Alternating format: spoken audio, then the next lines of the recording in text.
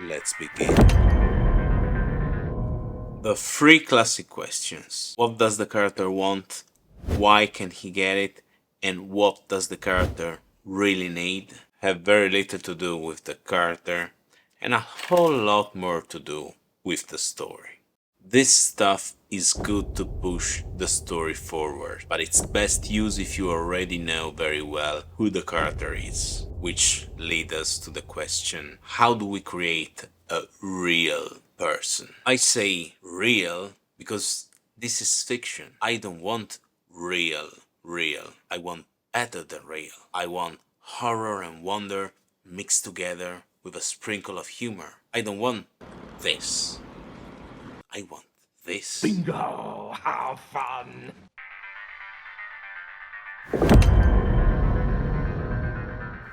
One way to develop three-dimensional characters is to decide a main attribute and pair it with another contrasting quality. Landa, for example, is a cold-blooded killer, but he's also a whimsical dude. Not exactly realistic, maybe, but we can make it feel real.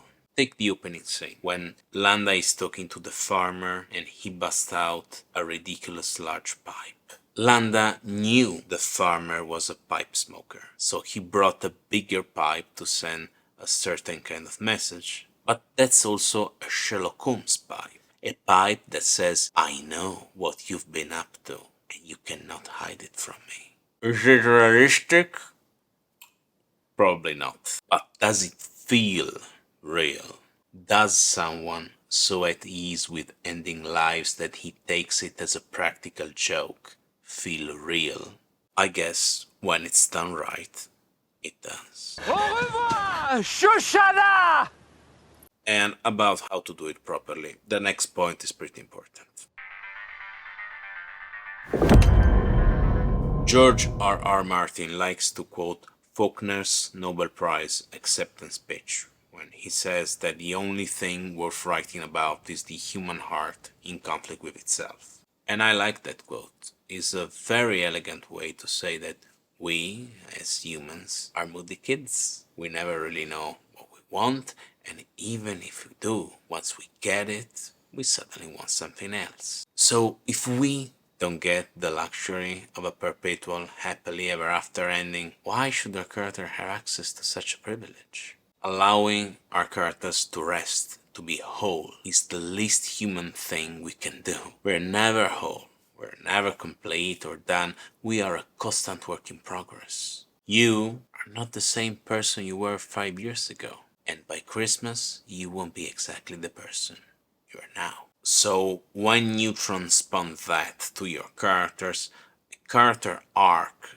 means to get from one interior place to another, but it doesn't mean the journey is over. Journey is never over. When an arc ends, another arc begins. Hell, we are writing fiction. Even dying doesn't mean the journey is over. When you search about writing, you always hear talking about conflict within the scene, to the point that a character can't even cross the street without having to fight for it.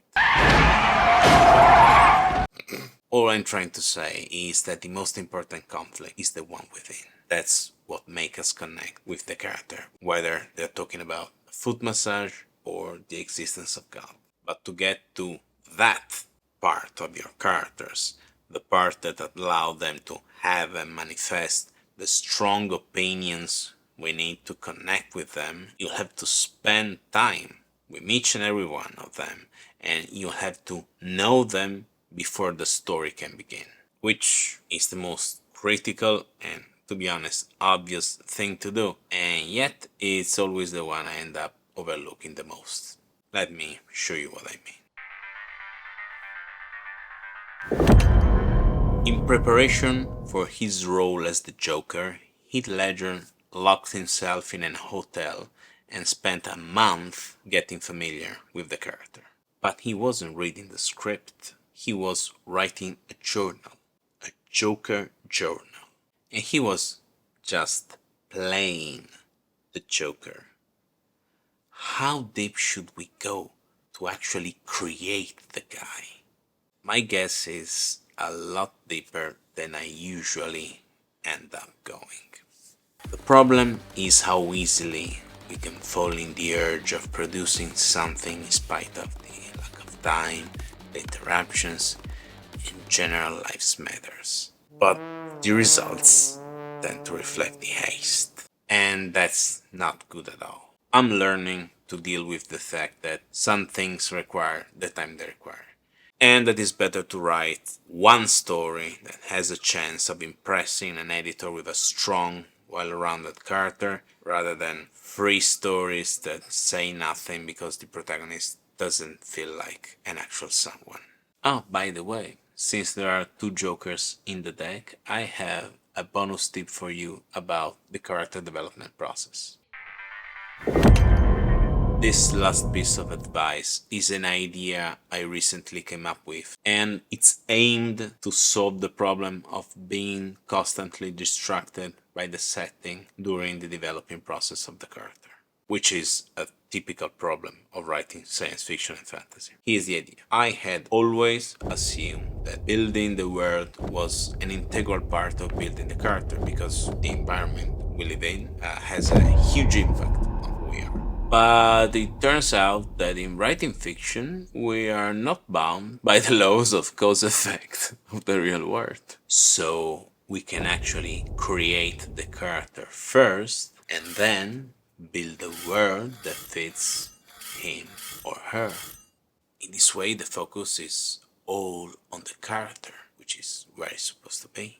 The only problem is that we can't spawn a character out from the void, can't we?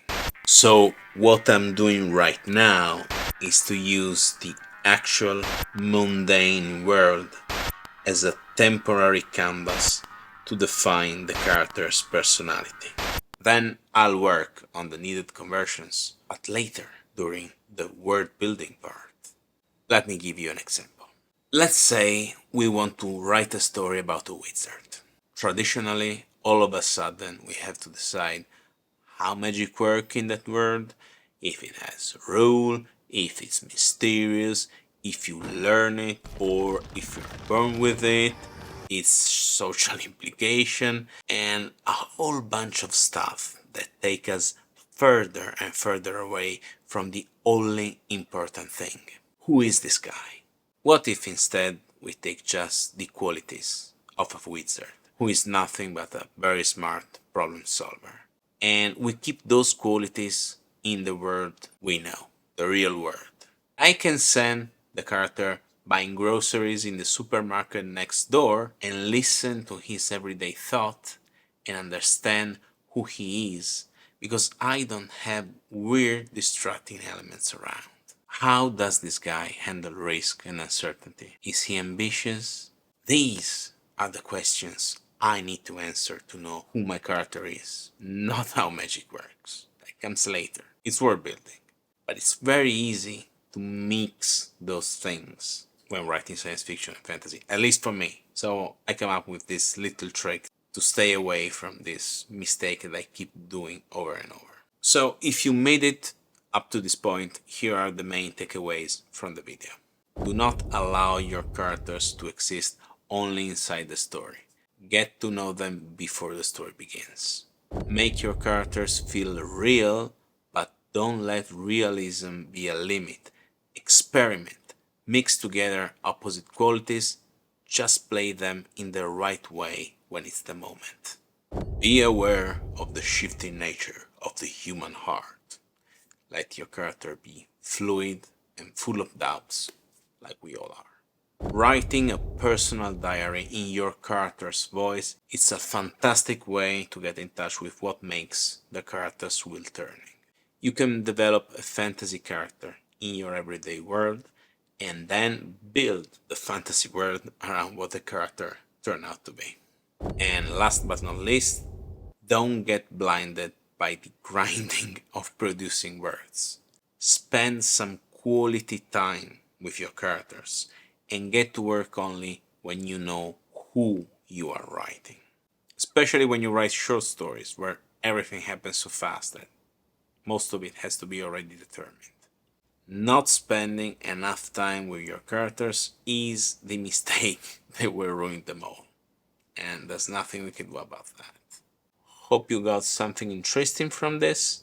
And if that's the case, I'm currently working on another video about setting and world building that should appear somewhere around here once it's ready, so you can check it out too. Cheers.